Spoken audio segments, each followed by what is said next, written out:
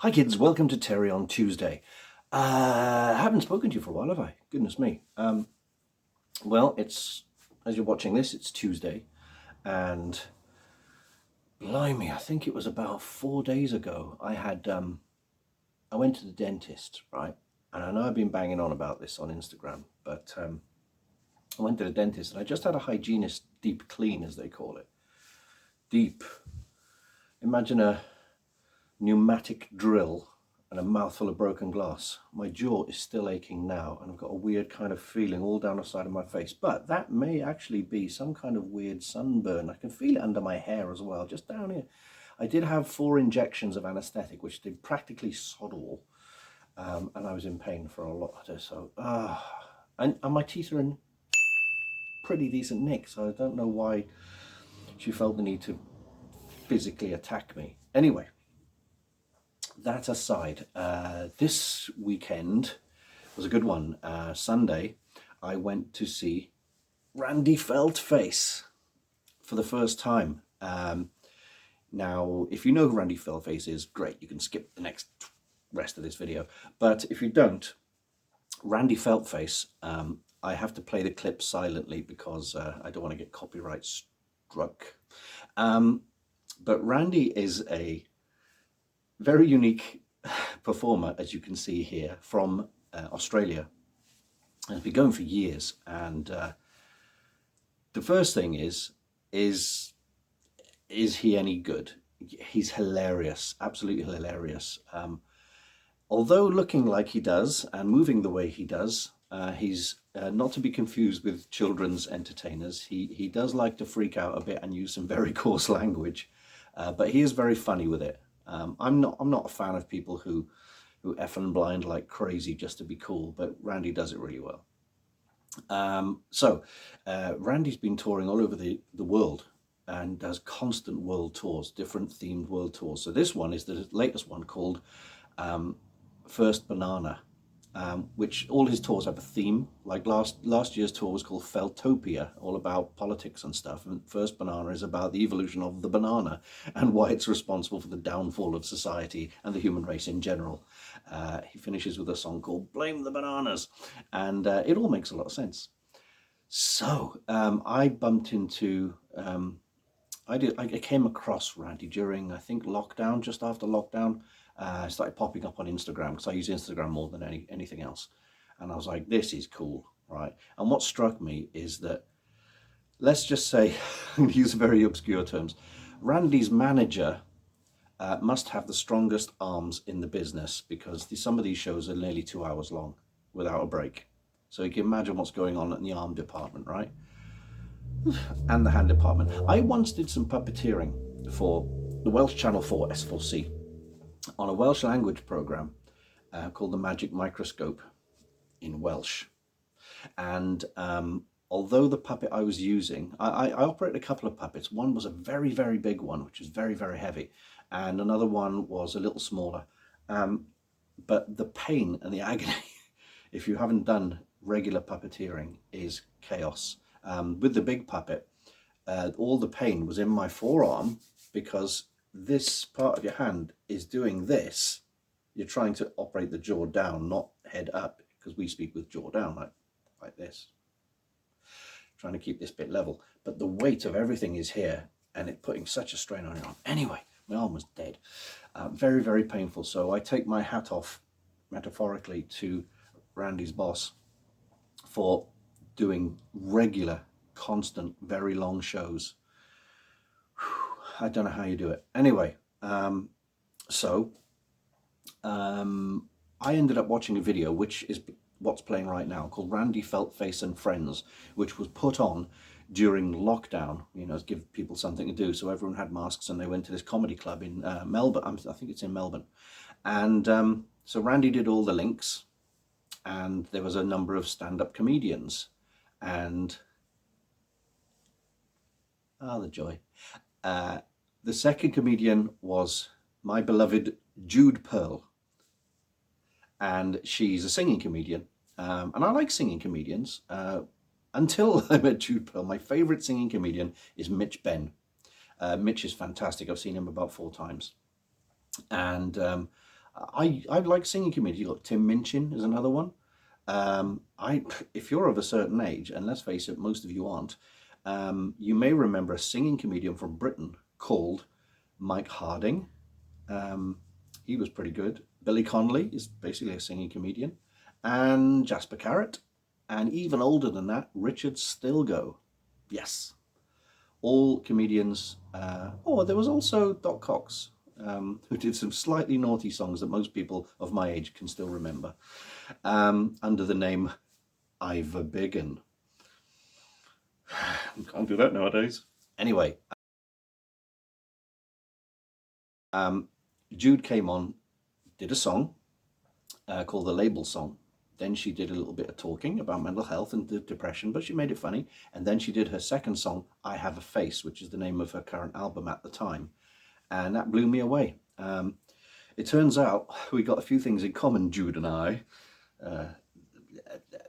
Massive talent. No. She said in her first song, she was a music artist in her early 20s. Well, guess what? So was I. Remember this, kids? And she put out a couple of albums, which I own all of, her entire discography. She put out a few albums which were a bit more serious, but they were pop albums, you know. And then she sort of merged into the comedy thing. And I can't say enough about, I know I bang on about Jude quite a lot. And I learned a new word this weekend, parasocial. That basically means I'm acting like I'm friends with this person, even though I'm just a fan. I think parasocial is a good thing. Anyway, I think Jude is fantastic. She's really funny. She's really self-deprecating. She's got a super relaxed manner about her, but she's a little bit nervous at times, but also she's just very cool and very caring. She comes across as a really nice person, and she's started redoing live streams on Twitch every week. Now in Australia, her stream started about 7 p.m. at night, which is perfect for me because it's about 11 a.m. for me. And she plays requests, and she talks, and she just engages with all of us in chat. I met a couple of friends of hers in chat, and they're following me now. Hi, Bins. And I just can't say enough about her. She's got this incredible voice. If she's singing a ballad, it'll rip your heart to shreds. If she's singing something funny, you'll laugh your head off. And if she's singing just something poppy or jazzy or whatever, it's just like, I'm not kidding. There's something about her voice. It's just amazing. She's got a couple of jazzy numbers, and she does jazz standards and stuff. She's a really good pianist as well. And she can, I know this might sound like blasphemy to some people, but bear with me. Her voice is a little bit like Amy Winehouse, but she can blow Amy Winehouse out of the water. Honestly, I think she's phenomenal. Why else would I have gone out and bought her entire discography on Bandcamp, kids, and her T-shirt, participation award, named after one of her other albums. I think she's brilliant. I was really hoping she would tour with Randy Feltface this year, but it didn't happen. She's just finished her latest project, which is called Share House, which is a live musical with her and two other actresses, and they sing and act and everything. It's all about sharing a flat together. Absolutely incredible, really good. Like I say, every Tuesday I tune into Jude's Twitch streams, and we have a chat. And on the first one, she says hi to me and remembers me from Instagram. And I know this sounds really like fanboyish, but it's nice. It's like you do get a feeling of like, instead of just watching stuff, she's interacting with me and all the other watchers and stuff. There's only about 15-20 of us at the moment, but on the first stream she's like, oh, anybody got any requests? So I throw her a couple of ideas in, and she goes and plays Just the Way You Are off the top of her head on a piano and completely smashes it out the park. And I'm like, oh my god, can I love her anymore? So anyway, let's get back to the Randy show. Randy starts touring the UK, and at the time I got into Randy or discovered Randy on Instagram, it was about 2 or 3 days after he'd already played the UK. Now, when he plays the UK, he played the Glee Club in Cardiff Bay, and obviously he'll do one day or maybe not more than 1 day, and then he's off, and you won't come back for over a year, because he does the entire world. He does, like, Canada, US, Europe, obviously back to Australia and all the other places. So there's a long gap between seeing, your favorite comics. So he announced his tour for First Banana, and guess what? His Cardiff Bay show sold out almost instantly, and I was gutted, because I think I was out at the time. I didn't watch the site, like an eagle, in order to book tickets. So I didn't get tickets. So I was really gutted. And then a couple of days later, I was told that he announced a second show on the same day. So it's an earlier show. Instead of being a 7:30 p.m. or 7 o'clock show, it was a 3 o'clock show on a Sunday, which makes life easier for me because of trains to Cardiff and stuff. So I instantly bought 2 tickets, and me and my best friend Dom made a day of it. We went to Cardiff, and I was like, oh, if only I could get to Cardiff earlier. Maybe we could hang around Cardiff Bay, and I can stalk Randy's manager, and because I know what he looks like. Now, the reason I'm not mentioning his name, you can Google it, and you can see him on YouTube and stuff, whatever, etc. But I think he likes to give Randy all the limelight, mainly. And I totally respect that. It's fine. I was wondering how this would play out in a live situation, but I'll get to that in a sec. So I was like, oh, I wonder if we can get to see, the genius behind Randy's voice and movements, let's say. So Cardiff Bay had a weekend-long food festival. So there was music, there was tents, there was food and drinks. There were literally probably 100,000 people there. I thought, no chance of that. So by the time me and Dom get down to the Glee Club in Cardiff, the queue was ridiculous coming up to 3 o'clock. So we joined this massive long queue, and we're chatting to some people behind us about the show and trying to say, well, how do you explain Randy Feltface to people? The general consensus was, you just don't, you have to be there. And so as we're getting just by the door, there's like 2 people in front of me about to go through the door. I look over to my, that's right, isn't it? And I see Randy's manager popping into a small like noodle bar. I'm like, I must talk.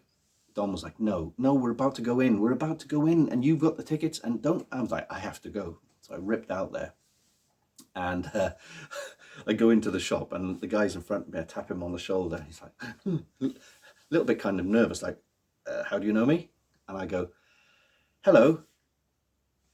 And he's like, hi. And I said, I just want to say, I'm going into the show at, any minute now for the 3 o'clock show. And I just want to thank you for doing what you do, because you're great at it. I love what you do. And he's like, oh, thanks very much. That's much appreciated. I said, and also you introduced me to Jude Pearl, which now I think about it, sounds like a lie. It sounds like we've met in real, like we're at a party and he introduced me to Jude Pearl, and he didn't. I should have said it was through you that I discovered Jude Pearl's music.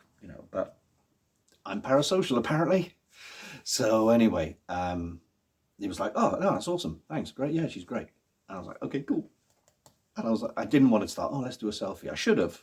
I mean, I wish I had, but then again, it would have been a little bit too much, He was obviously getting a coffee or something. And I was like, I better not. I better not hold you up anymore. And I said, look, we'll, shake hands. I said, have a great show. See you inside. He goes, oh, what's your name? I said, my name's Terry. Oh, great. Okay. Thanks, mate. And that was it. And that just, my day was made, because there was 100,000 people in Cardiff, and I spotted the one person I wanted to spot. The last time I did that was about, how many years? Cool, coming up to 20 years ago. It was about 2006. Really busy day on a Sunday afternoon in Cardiff. We're walking down the street, and who do I see standing eating an ice cream next to an ice cream van but David Tennant and his now wife, Georgia. I was a little bit worse for wear, and I said, I'm going to go talk to David Tennant. And my mate was like, no, leave him alone. I'm like, I must. So I went over, quickly introduced myself, said hello, shook hands, I said, you're great. I had my back turned to Georgia, and I shouldn't have, because she's great, and she's the daughter of Peter Davison, and the granddaughter, no, sorry, she's the daughter of Sandra Dickinson as well, from Trillian, from Hitchhiker's Guide to the Galaxy. Anyway, so if you're watching this, Georgia, which I know all the celebrities are, sorry. And I hope I didn't blow your cover, David. but he did have a hat on to cover his, tremendous hair. So I think we're okay. Anyway, we got inside the Glee Club, and we had some really good seats. We were supposed to be third row, but we were right on the side. So we were watching Randy do his thing like this, right? Which was kind of cool because we got to kind of see how the sausage is made, if you know what I mean. But of the two tables in front of us, the first one was occupied by a big guy and his girlfriend, but they'd moved their table over, meaning there was only one table in front of us. And when the doors closed at 3:30, nobody was sitting in front of us. So we were basically front row. We were right on the side, but we were front row. And it was great. So firstly, a comedian came on, female comedian called Brodie Snook, also from Australia. She was very good. She was very crude. She looks all like sort of, slim and gorgeous and ladylike, but she said some things that made you go, ah. But yeah, she was very good. And then Randy came on straight away. Now, I was hoping there'd be a little gap between Brodie Snook and Randy because I needed to go to the loo, and Randy just kicked off a 68-minute show straight away. Now, I did tell you about how does this work on a live thing if Randy is the way he is, i.e. not having any legs. Basically, the lights go out completely. Next thing you know, Randy pops up and off he goes. So I assumed that Randy's boss enters the stage during the lights out. I was like, blimey, you didn't need to do that. I was expecting Randy's boss to come on stage, go, hi, blah, blah, blah. Randy show's about to come in, so we'll turn off the lights, I'll get ready, we'll put the lights on, you give me a big cheer. But no, we never, the audience who doesn't know what Randy's boss looks like would never know, never have seen him. Which I think is pretty cool, because it kind of maintains that Randy's a real person thing. I like that. And again, I respect that. So yes, again, you can Google who's the person, responsible for Randy. But I'm just, I just like to let Randy have his moment in the sun, as it were. So Randy kicked off with this 68-minute show called First Banana with all sorts of twists and turns. The one thing I was a little bit concerned with, it didn't spoil my show, but we were very close to speakers, and the audio was a little bit muffled, a tiny bit muffled. It was like there wasn't any top end on it. It wasn't that bad, but it was just kind of like you had to really concentrate to listen to half the words. And when there were songs, because Randy sang a couple of songs, you kind of had to struggle to hear the lyrics because the music was overpowering. But I think that might be a sound mix issue. It wasn't too bad though. So about 3/4 of the way through the show, I was literally dying to go to loo because the drinks I had previously and the pint of pop I had in front of me, that had already decided it wanted to leave. And I was like, I don't want to leave it. I hate, when you're in a cinema and you hate after going somewhere, you've got to go to the loo and miss a bit of it. So I had to do that because I was going to have kidney failure if I didn't. So I ripped out, did what I had to do, came back, and there was still quite a lot to go. So I take my hat off again, metaphorically, to the crazy amount of time that person has to bring Randy to life. It's nothing short of amazing. And the expression you get from Randy, considering no eyebrows to give you, evil, scared, quizzical, there's none of that. Eyes don't move, mouth open and closes, that's it. But the amount of emotion and expression you get from that Randy, incredible. And considering the hands are not articulated, they're just Kermit style, he really, really knows how to get the most out of Randy. Really good show, hilarious show. Gutted that I missed a little bit of it, but it was fabulous. So I'd like to say thank you to Randy, and double thank you to Randy, and obviously to making me aware of Jude Pearl. What a good show, what a great show. So yeah, we finished the show, we came out, we queued up at the end for the merchandise table. I wanted to get a t-shirt, but all the size large t-shirts were sold out. There's only like large and XL had sold out. There's only small, mediums and triple XLs, whatever. So I didn't get one, but the merch table was operated by Brodie Snook, so I got to tell her how good she was as the comic, and I bought some stickers, which I shall show you.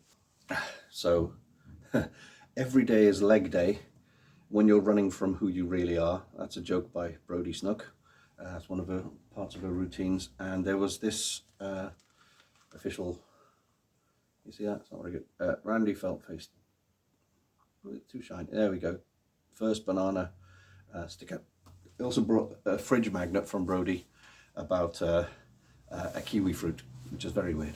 And my friend's got that.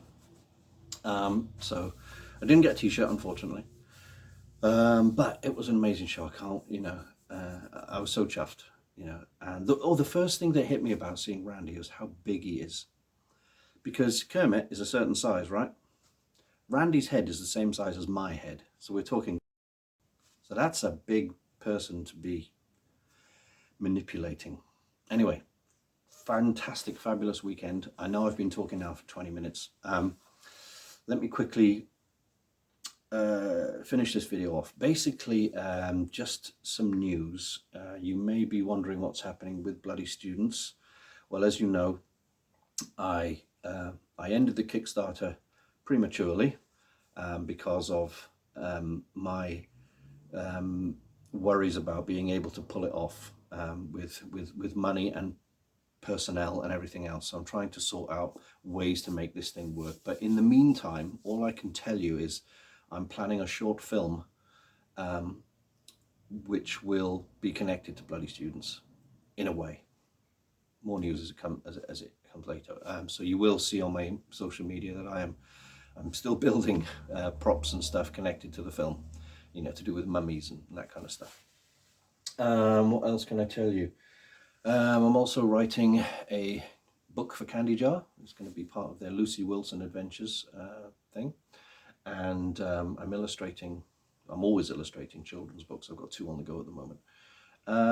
But that's about it. So yes, I'm sure there was something else I wanted to drop in. If I remember it, it will go here.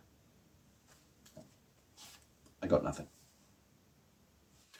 Okay, so that'll be it from me this week. I know it's been a lot of talk, but if you haven't seen Randy Feltface, go see Randy. If you haven't seen Jude Pearl, go listen to Jude Pearl stuff and watch her on YouTube and on Twitch and get all this stuff on Bandcamp, because she's just fantastic and just really cheers you up, you know, really makes me happy. Great start to the week watching her on Twitch. And yeah, that's it for now. And I will see you next time. Take care now. Bye-bye then.